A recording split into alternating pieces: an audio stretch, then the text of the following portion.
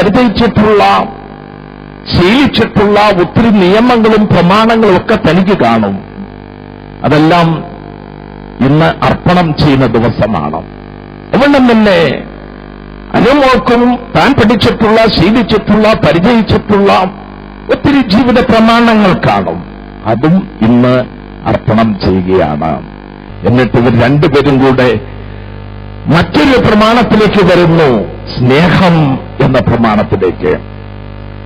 ഒരു വീടിന്റെ, കുടുംബത്തിന്റെ വിജയത്തിന്റെ രഹസ്യമെന്ന് പറയുന്നത് സ്നേഹമാണ്. എവിടം വരെ സ്നേഹിക്കണം, എത്രത്തോളം സ്നേഹിക്കണം എന്നൊക്കെ ചോദിച്ചാൽ വിശദീകരിക്കാൻ എനിക്ക് നേരമില്ല. ദൈവവചനം പറയുന്നു, ക്രിസ്തു സഭയെ സ്നേഹിച്ചതുപോലെ ഭർത്താവ് ഭാര്യയെ സ്നേഹിക്കണം. മറ്റൊരു കാര്യം പറയുന്നത്, സ്വന്തം ശരീരത്തെ പോലെ ഭർത്താവ് ഭാര്യയെ സ്നേഹിക്കണം. യേശു നമ്മെ എങ്ങനെയാ സ്നേഹിച്ചത്? ഞാൻ അവിടെ ഒരു അല്പം സുവിശേഷം കൂടെ പറയാൻ ആഗ്രഹിക്കുക. പിതാവായ ദൈവം നമ്മെ സ്നേഹിച്ചു, യേശു ക്രിസ്തു നമ്മെ സ്നേഹിച്ചു. നമ്മുടെ പേഴ്സണാലിറ്റി കണ്ടല്ല, കുടുംബ മഹിമ കണ്ടല്ല, നമ്മുടെ ധനം കണ്ടല്ല, നമ്മുടെ പ്രതാപം കണ്ടല്ല, നമ്മുടെ വിദ്യാഭ്യാസത്തിന്റെ അടിസ്ഥാനത്തിലല്ല. പിന്നെ എന്തുകൊണ്ടാണ് യേശു നമ്മെ എപ്പോഴാണ് സ്നേഹിച്ചത്? നാം പാപികളായിരുന്നപ്പോൾ, നാം ദോഷികളായിരുന്നപ്പോൾ ദൈവം നമ്മെ സ്നേഹിച്ച് തന്റെ ഏകജാതനായ പുത്രനെ ഈ ലോകത്തിലേക്ക് അയച്ചു. കർത്താവായ യേശു ക്രിസ്തു കാൽവറി ക്രൂശിൽ തലയിൽ മുൾക്കിരീടം ചൂടി കൈകാലുകൾ കാരിരുമ്പാണുകൾ കേൾപ്പിച്ചു കൊടുത്തുകൊണ്ട് വിലാപ്പുറം കുത്തി പിളർക്കപ്പെട്ടവനായി ചെങ്കിലെ അവസാനത്തിൽ രക്തം വരെ ഊറ്റിത്തന്ന് നമ്മെ വിലയ്ക്ക് വാങ്ങി നമ്മെ വീണ്ടെടുത്തു. അവന്റെ രക്തത്താൽ നമുക്ക് പാപമോചനം നൽകി. പിതാവാം ദൈവം തന്റെ പുത്രനെ നൽകി നമ്മെ സ്നേഹിച്ചത് നാം ദോഷികളായിരുന്നപ്പോഴാണ്. എങ്കിൽ ക്രിസ്തു സഭയെ സ്നേഹിച്ചതുപോലെ ഭർത്താവ് ഭാര്യയെ സ്നേഹിക്കേണ്ടതാണ്. സ്വന്തം ശരീരത്തെ പോലെ ഭർത്താവ് ഭാര്യയെ സ്നേഹിക്കേണ്ടതാണ്. Love is the law of the home. മൂന്നാമത് അറിഞ്ഞിരിക്കേണ്ട കാര്യം വളരെ പ്രധാനപ്പെട്ടതാണ്. Simplicity is the beauty of the home. ഒരു വീടിന്റെ സൗന്ദര്യം എന്ന് പറഞ്ഞാൽ അതെന്താണ്? വലിയ ബംഗ്ലാവല്ല, വീടിന്റെ അലങ്കാരങ്ങളല്ല, അതിന്റെ ഡ്രോയിങ് റൂം എങ്ങനെ ക്രമീകരിച്ചിരിക്കുന്നു, ഡൈനിങ് ഹാൾ എങ്ങനെ ക്രമീകരിച്ചിരിക്കുന്നു, ഇതൊന്നുമല്ല ഒരു വീടിന്റെ അലങ്കാരം. അതൊക്കെ ദൈവം തന്നിട്ടുള്ള സാഹചര്യങ്ങൾക്കനുസരിച്ച് നിങ്ങൾക്ക് ഉപയോഗിക്കാം. പക്ഷേ എളിമയും താഴ്മയും വിനയവും സൗമ്യതയുമാണ് ഒരു കുടുംബത്തിന്റെ സൗന്ദര്യം, അലങ്കാരം എന്നത് മറക്കരുത്. ഡോക്ടർ ലെനിൻ, സിസ്റ്റർ അനു, നിങ്ങളെ ദൈവം വളരെയേറെ അനുഗ്രഹിച്ചിരിക്കുകയാണ്, ഇനിയും അനുഗ്രഹിക്കുവാൻ പോകുകയാണ്. ചോദിക്കുന്നതിലും നനയ്ക്കുന്നതിലും അത്യന്തപരമായ നന്മകളാൽ ദൈവം നിങ്ങളെ നിറച്ചിരിക്കുന്നു, ഇനിയും നിറയ്ക്കാൻ പോകുകയാണ്. ദൈവം നിങ്ങളെ എത്രത്തോളം ഉയർത്തുമോ അതിനനുസരിച്ച് നിങ്ങൾ താഴ്മയുള്ളവരായിരിക്കണം, വിനയമുള്ളവരായിരിക്കണം, സൗമ്യതയുള്ളവരായിരിക്കണം. Simplicity is the beauty of the home. നാലാമത് ശ്രദ്ധിക്കേണ്ട കാര്യം, order is the security of the home.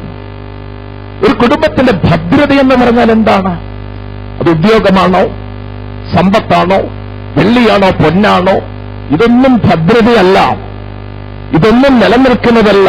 മായ മായ, സൂര്യന്റെ കീഴെ കാണുന്നതെല്ലാം മായയാണ്. എന്നാൽ ഒരു കുടുംബത്തിന്റെ ഭദ്രത എന്ന് പറയുന്നത് യാഗപീഠമാണ്.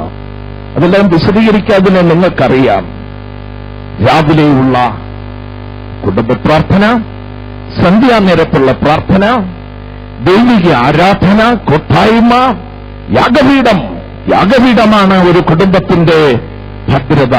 പ്രാർത്ഥനയും ആരാധനയും നിങ്ങൾക്കെന്നും ഭദ്രത നൽകുന്നതായിരിക്കും എന്നത് മറക്കാതിരിക്കുക. അഞ്ചാമത്, Jesus Christ is the saviour of the home.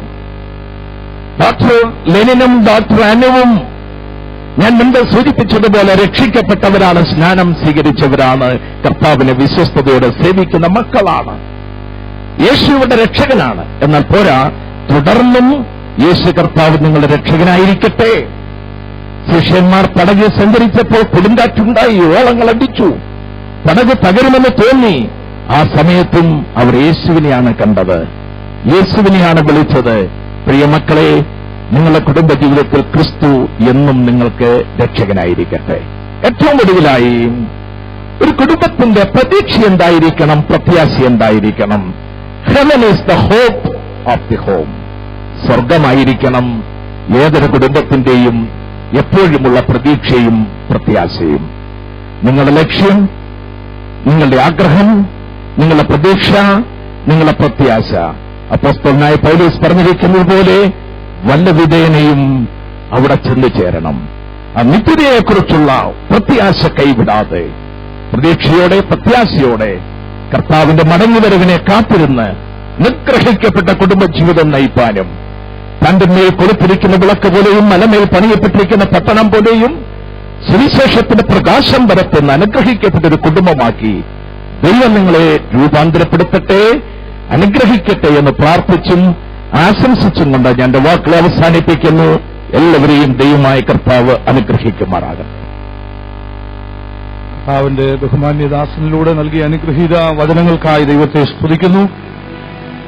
ഈ വിവാഹ ശുശ്രൂഷയിൽ സംബന്ധിക്കുന്ന ദോഹയിലുള്ള the whole church of God സഭയിലെ വിശ്വാസികൾ ധാരാളം ഇവിടെയുണ്ട്.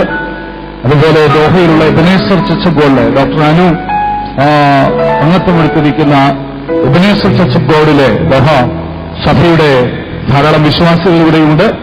അവരെല്ലാം ഓർത്ത് ദൈവത്തെ സ്തുതിക്കുന്നു. അവർക്കും വന്ദനം. തുടർന്ന് നമുക്കായി ഒരു ഗാനം ആലപിക്കും.